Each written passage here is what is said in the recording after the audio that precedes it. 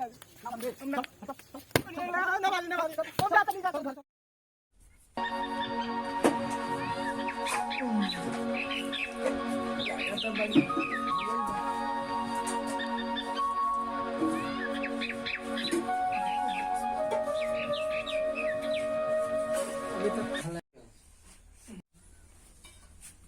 अभी दीदी सुतल बड़ी, हम हो जाते नहीं सुतल।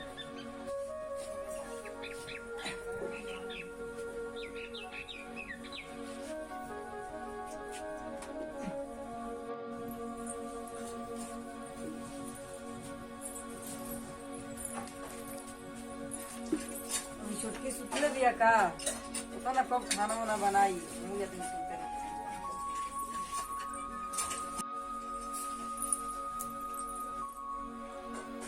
अभी 11 बज गए, अभी खाना नहीं, कब खाना वाना बनाई। चलिए हम ही खाना बनाते हैं, काम करेंगे तब खाएंगे।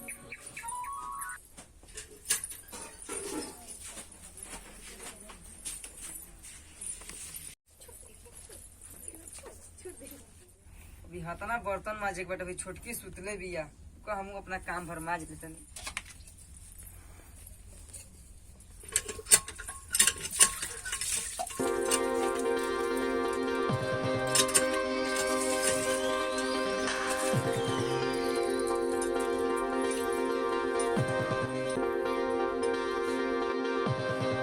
छोटकी सुतले रह दिया हम अपना दू आदमी बना के खा लेते जा।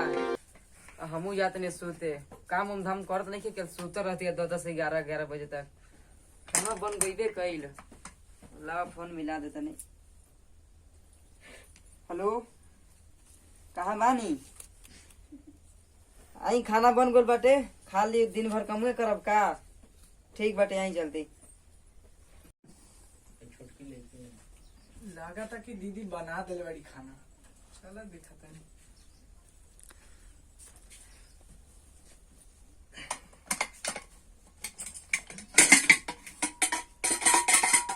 अरे इतने तो बदलनी पड़ती, चलो हम खा लेते नहीं।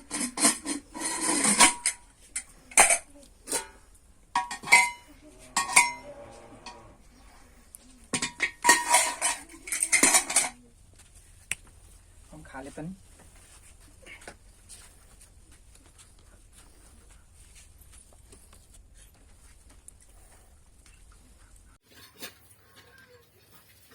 अब तक खा बनी, पेट भर गई, अब दीदी जाना।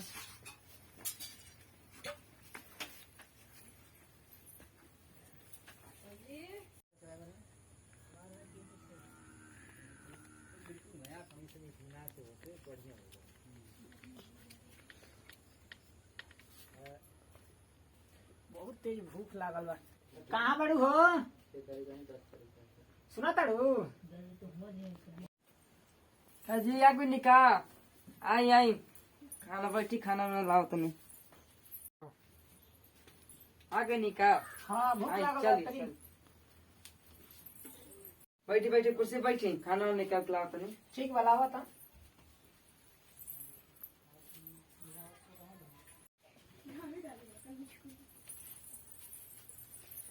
आह दादा, ये तो खनवे नहीं खे।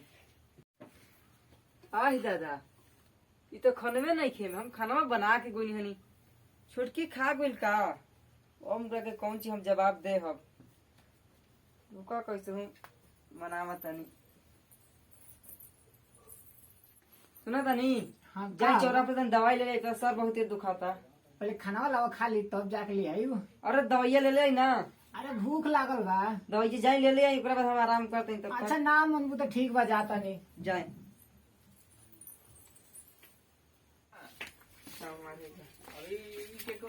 ये जैया खाना बनाओ तो नहीं, हम आके खा लेती है। इतना चन ठोक लिया का कहे के। अरे हरजी हरे, हमार खाना काहे खैलाइस रे? एक्शन। अरे हरजी हरे, हमार खाना काहे खैलाइस रे?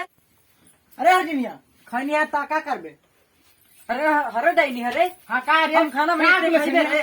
हां हम बनाई इतने खइबे। खाइम तो अरे डाइनी हरे, कहाँ रे? हम खाना में इतने खइबे रे। हां तो खाइम तो। हां तो का करबे? हम बनाई इतने खइबे रे। हां अरे मरबे हमरा के अरे मम मरबे अरे मम जी हमरा के मारबे मरबे ते हमरा के अरे अरे छोटा के बड़की के मारते थे तेरे मरबे मरबे ते हमरा के मरबे रुक ते ऐसे ना मन के मार मार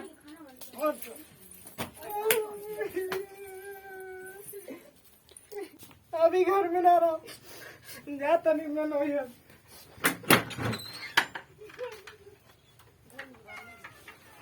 अभी घर में हम ना रहो अभी घर में हम ना रहो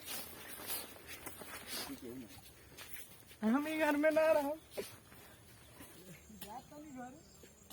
जाता ही नहीं यार लौट के लाए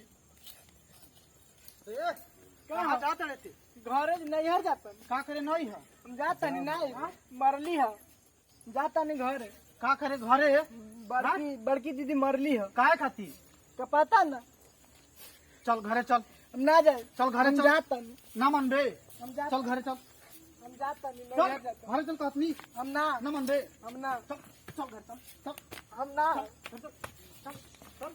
जाता नहीं ना मन बे हम ना मन बे हम ना हम जाता नहीं जाता चल घर चल जाता नहीं जाता नैहर जी बे चल नैहर चल चल घर जाता नहीं घर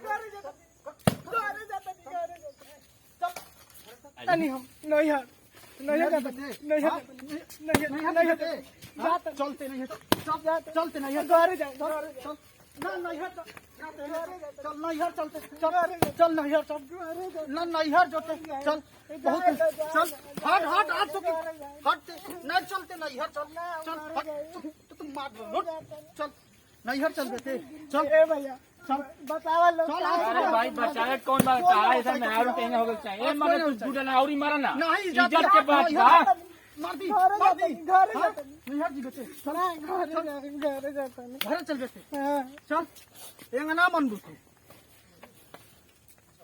गांव की कमाल कॉमेडी की तरफ से प्रणाम। ई वीडियो मनोरंजन खातिर बनैले बानी जा।